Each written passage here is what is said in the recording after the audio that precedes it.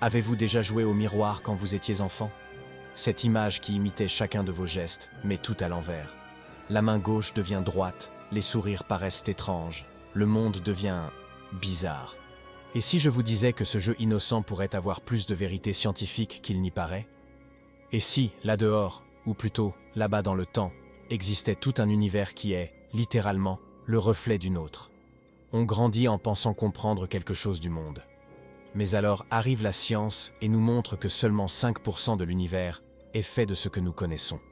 Le reste, 95%, est un mystère au nom pompeux comme énergie sombre et matière noire. Et si ce reste tentait de nous dire que nous ne sommes pas seuls, pas même dans le temps? Aujourd'hui, vous allez plonger avec moi dans une idée qui semble sortie d'un film de science-fiction, mais qui est discutée dans les couloirs du CERN et dans les articles les plus audacieux de la physique moderne. Un possible anti-univers où l'antimatière règne, le temps coule à l'envers et tout ce qui semble impossible n'est peut-être que inversé.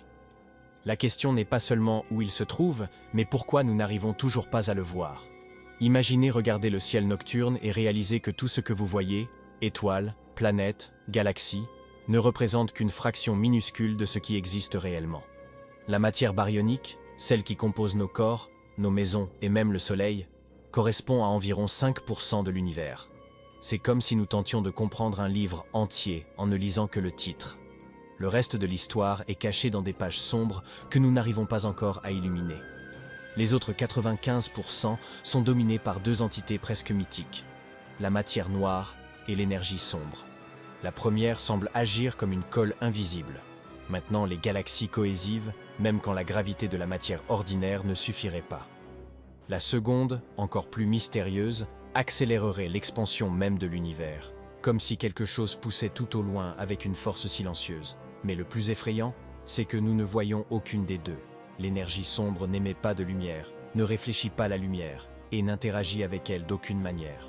C'est comme essayer de photographier le vent avec un appareil photo. La seule raison pour laquelle nous y croyons, c'est parce que l'univers s'étend trop rapidement pour être expliqué seulement avec la matière que nous connaissons. Ce qui rend cette quête encore plus angoissante, c'est que peut-être la clé de tout cela se trouve dans quelque chose qui n'est pas ici, mais de l'autre côté. Et c'est justement là qu'une des idées les plus audacieuses de la physique moderne entre en scène, le concept d'un anti-univers. Pour comprendre où peut se trouver cette masse invisible, nous devons parler de quelque chose d'encore plus étrange. Des particules qui sont l'opposé exact de tout ce que nous connaissons. La physique a une règle curieuse. Pour chaque particule, il existe une contrepartie, une antiparticule. L'électron, par exemple, a le positron. Le proton, son antiproton. La différence entre elles est essentiellement la charge électrique, une positive, l'autre négative. Mais quand ces deux se rencontrent, elles s'annihilent, se transformant en énergie pure. C'est comme si l'univers était programmé pour empêcher toute coexistence entre matière et antimatière. Voici maintenant le problème qui tient les physiciens éveillés la nuit.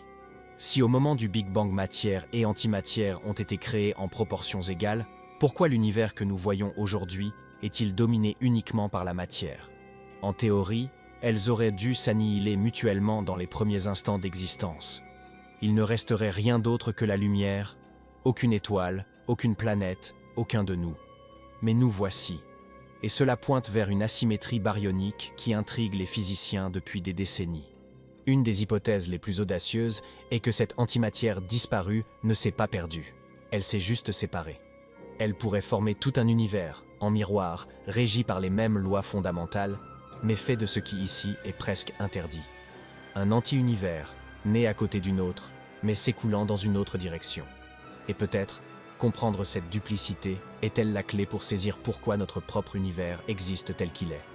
Voici maintenant la partie qui semble magique, mais n'est que de la physique, de la plus profonde. La nature a un certain attachement à l'équilibre, et une des façons dont elle l'exprime est à travers ce qu'on appelle la symétrie CPT. Ces trois lettres signifient charge, parité et temps.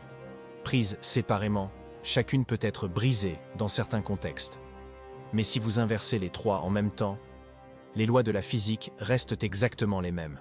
C'est comme dire que l'univers a une règle cachée qui résiste même au chaos le plus radical. Simplifions cela. Inverser la charge, C, signifie transformer une particule en son antiparticule. Échanger des protons contre des antiprotons, par exemple. La parité, P, c'est comme retourner l'univers dans le miroir, tout se déplace à l'envers, comme un reflet. Et l'inversion temporelle, T, nous amène à imaginer le temps coulant à rebours, où les effets viennent avant les causes. Isolément, ces changements chamboulent tout. Mais ensemble, ils maintiennent le système fonctionnant comme si rien ne s'était passé. C'est ici que le concept d'un anti-univers gagne en élégance scientifique. Ce serait un lieu où l'antimatière domine, les mouvements sont réfléchis et le temps s'écoule vers le passé. Et pourtant, tout obéit parfaitement à la symétrie CPT. Imaginez un univers né avec le nôtre, mais vivant son histoire à l'envers, sans briser aucune règle fondamentale. Ce n'est pas seulement une belle idée, c'est une proposition réelle, avec une base mathématique et une logique cohérente. Si vous pensiez que l'idée d'un univers parallèle était du cinéma, préparez-vous à quelque chose d'encore plus provoquant. Un univers en miroir, qui non seulement existe en parallèle, mais en inversion totale. Mais comment serait ce lieu impossible à imaginer? En lui, tout ce qui ici est matière, serait antimatière.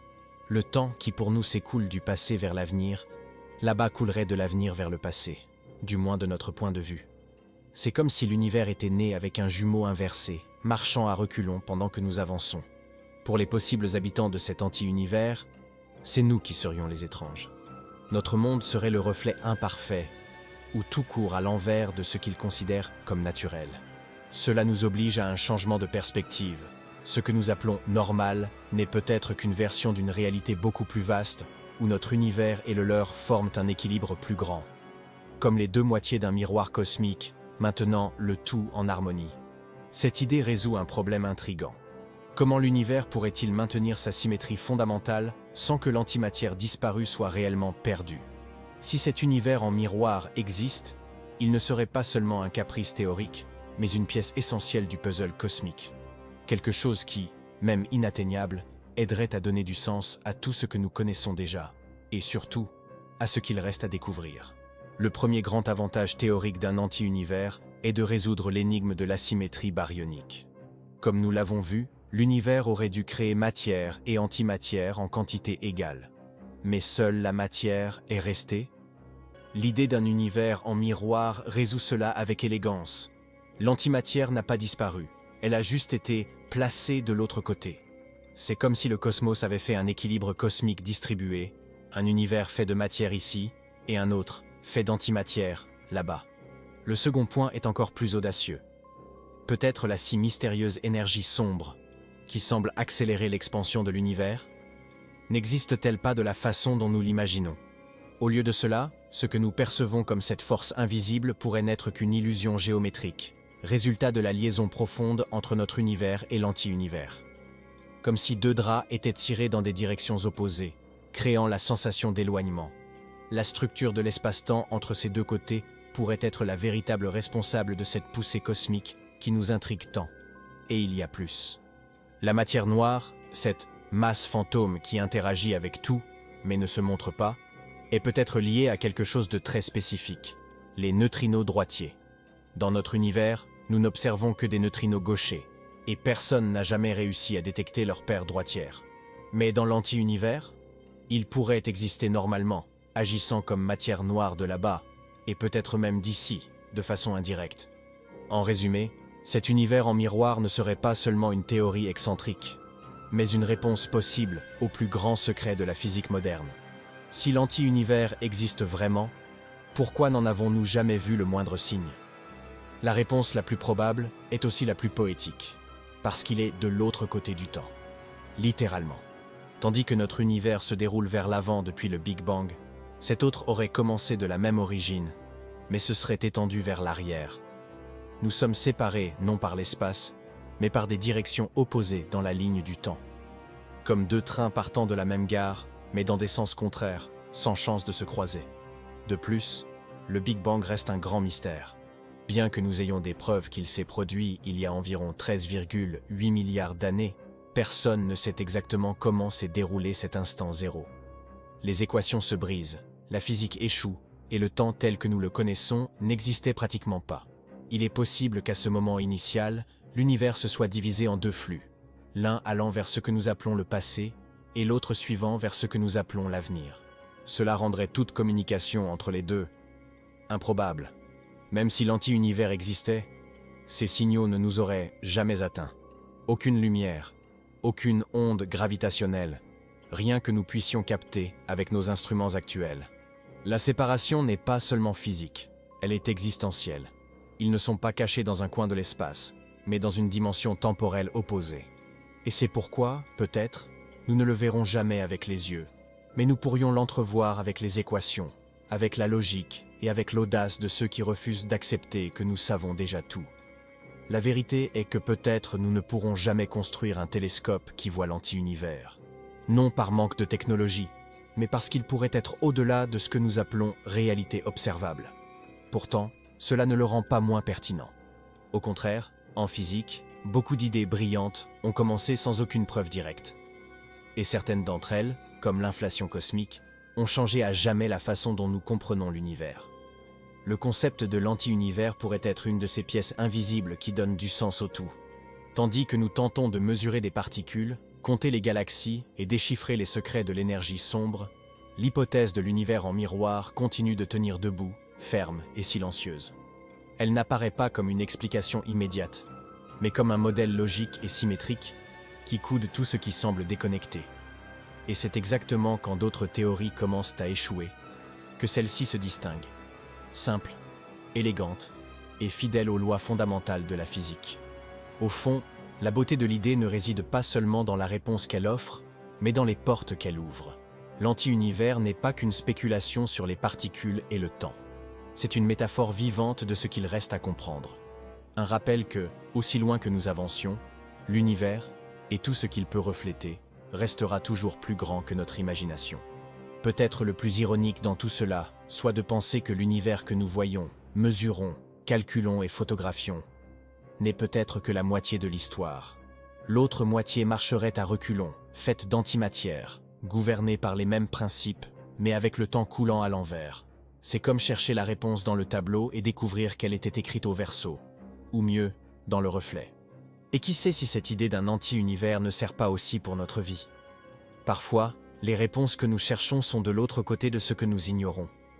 Dans ce que nous ne voyons pas, dans ce que nous ne comprenons pas, dans ce que nous décidons d'appeler impossible. Parce que ce qui manque dans l'univers n'est peut-être pas absent, juste caché derrière une symétrie que nous n'avons pas encore appris à reconnaître. Si cela vous a fait réfléchir, alors parfait, mission accomplie.